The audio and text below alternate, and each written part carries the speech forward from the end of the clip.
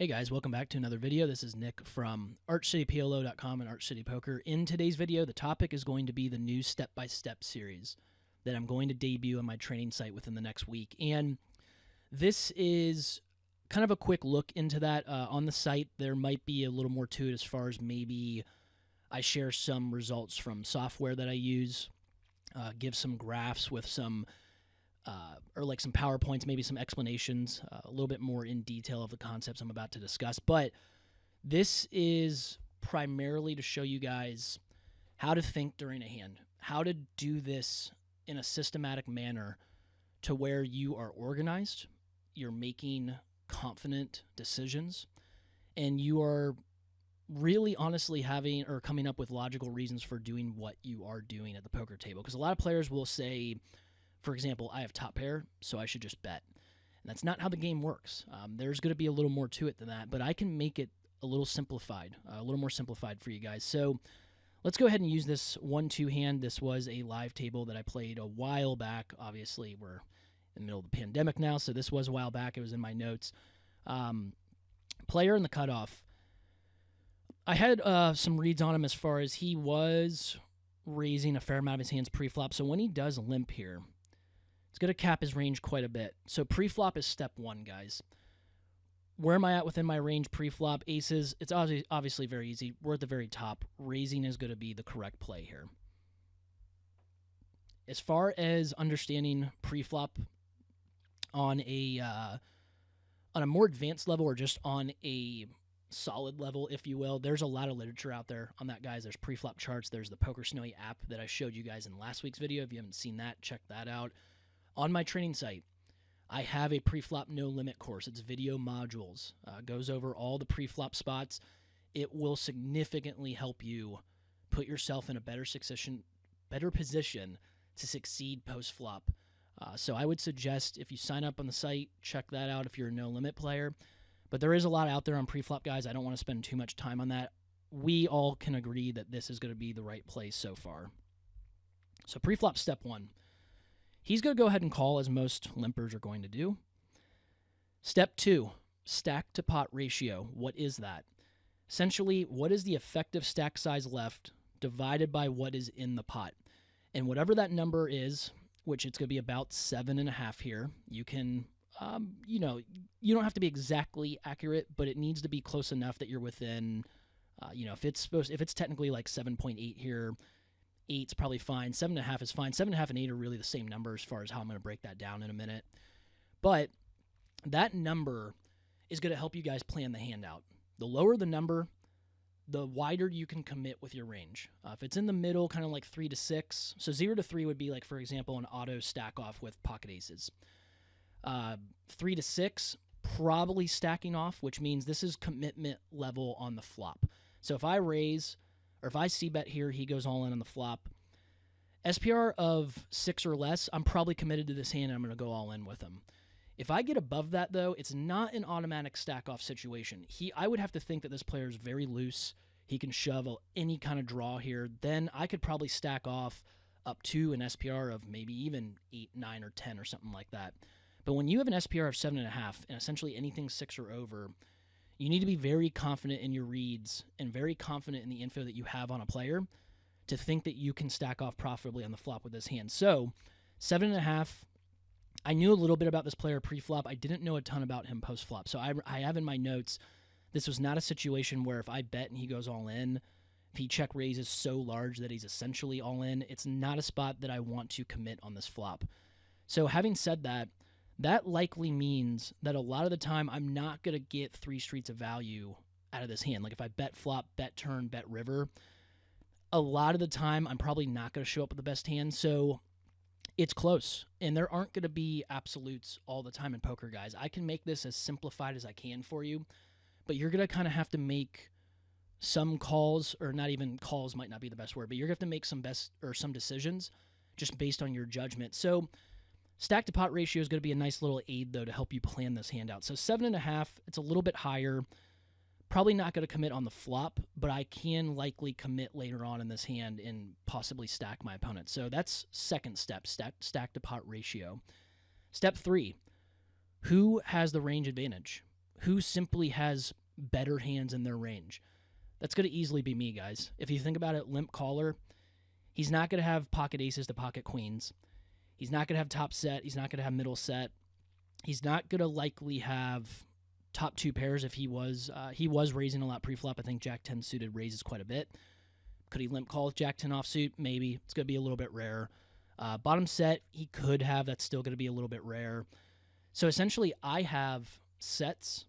I definitely have some top two pairs. I have the over pairs. He has a lot of junky stuff he's probably limp calling with here. Probably has stuff like 8-6 suited, 9-7 suited, 7-6 suited, 10-8 suited. I mean, there's just a lot more junk in his range than what I have. So if you have the range advantage, then you are able to bet more often, just simply put. The next step after that is when he does go ahead and check to me, I've decided I have the range advantage. Where am I at within my range? This might be the most important part of all of this, guys, this step. Where am I at within my range? If you think about it, aces are very high up in my range.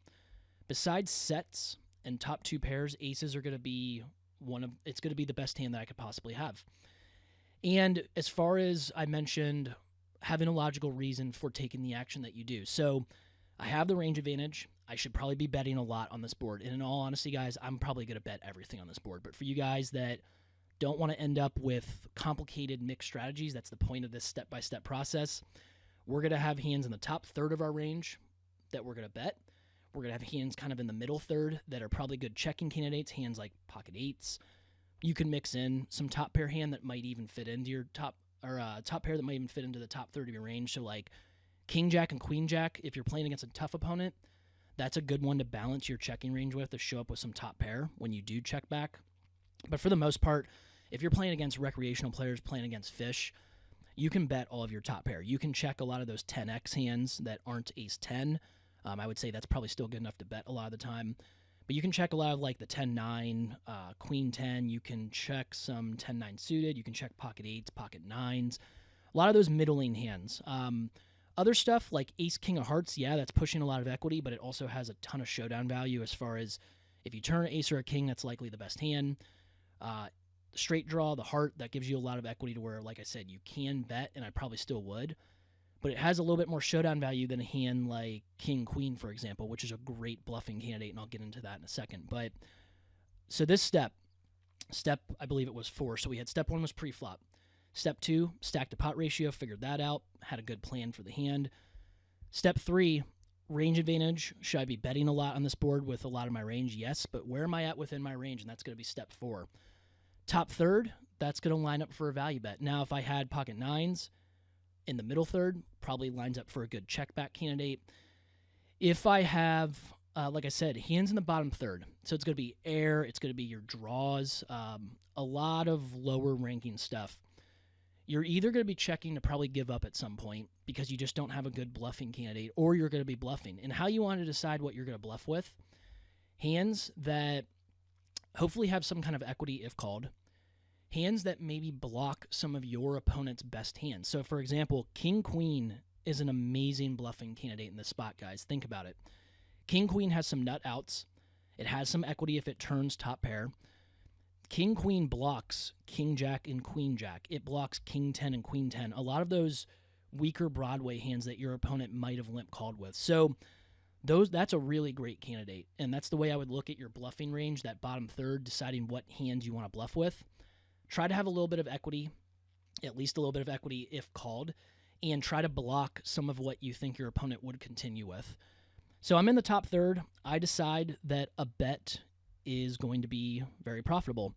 I do decide to bet larger because when you also, this is kind of like a bonus part of the range advantage, if you have the polarity advantage, that means you have more nutty combos in your range than your opponent, then you can size up and you can get more value out of those hands because your opponent just simply doesn't have them. You just have hands at the top that he cannot properly defend against. So I do go ahead and size up here, trying to get max value on the flop. I could go larger than that too. I wouldn't say it's quite max value, but I think 20 is a good round number. I think it gets a ton of calls in the spot compared to, let's say, if I overbet 30 into 25, maybe that doesn't get quite as many calls to make it to where this is a little bit more profitable.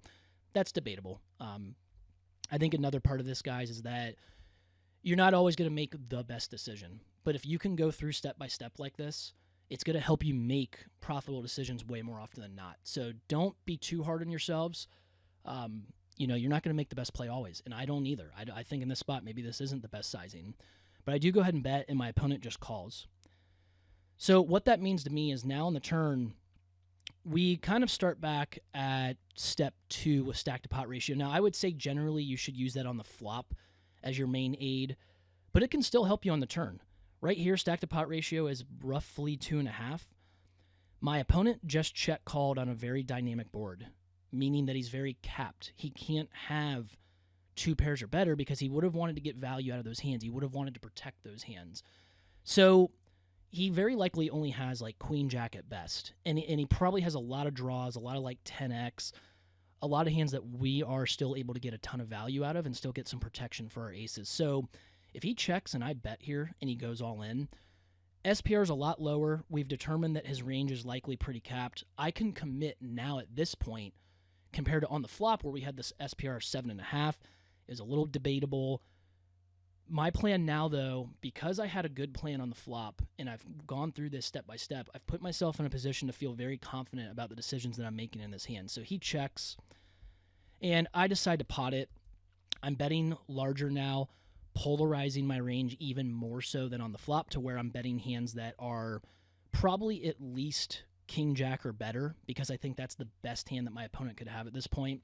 And then I have my bluff still to balance that out, to try to get him to fold hands like maybe 10-9 suited, stuff like that. So I do go ahead and bet.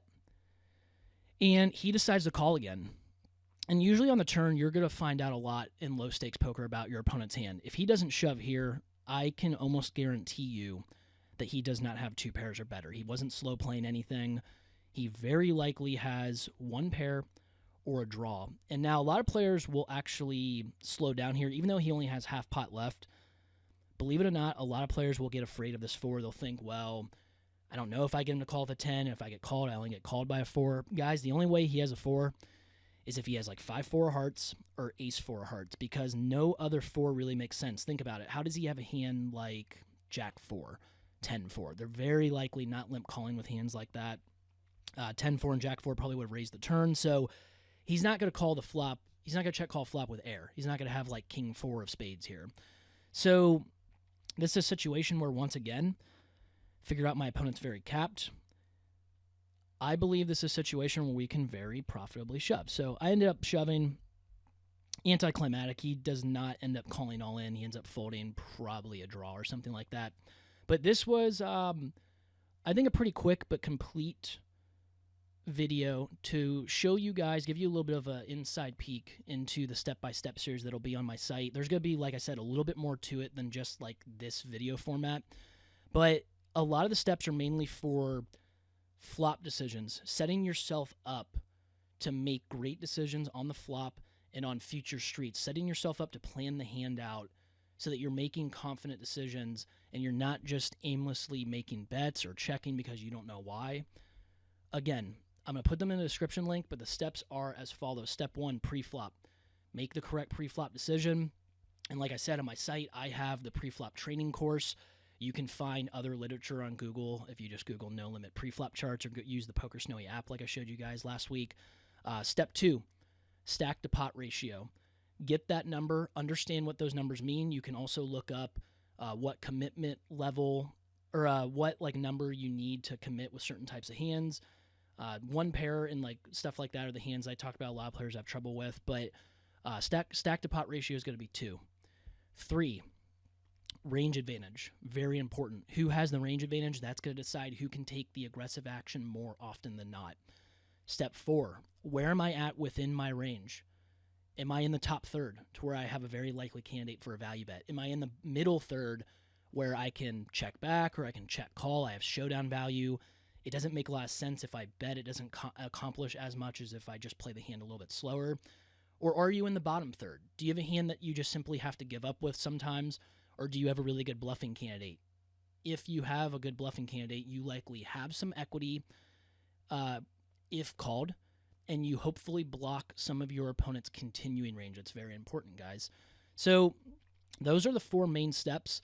And then there's going to be, like I said, there's going to be little stuff off of those steps, like sizing when you go to bet. There's going to be a little more to it than that, and that's on my training site. I get into a lot of that with other hand reviews and stuff. But if you can follow those 4 main steps, pre-flop, stack to pot ratio, range advantage, and then you can mix, or you can add in polarity advantage to that. Remember, that's who has more nutty combos. And then 4th is going to be where you fit within your range. And if you can really focus in on those 4 steps when you play a hand, it's going to help put you in a position to succeed way more often than not. Like I said, guys, do not beat yourselves up over not making the best plays or the perfect plays. You're not going to do that every time.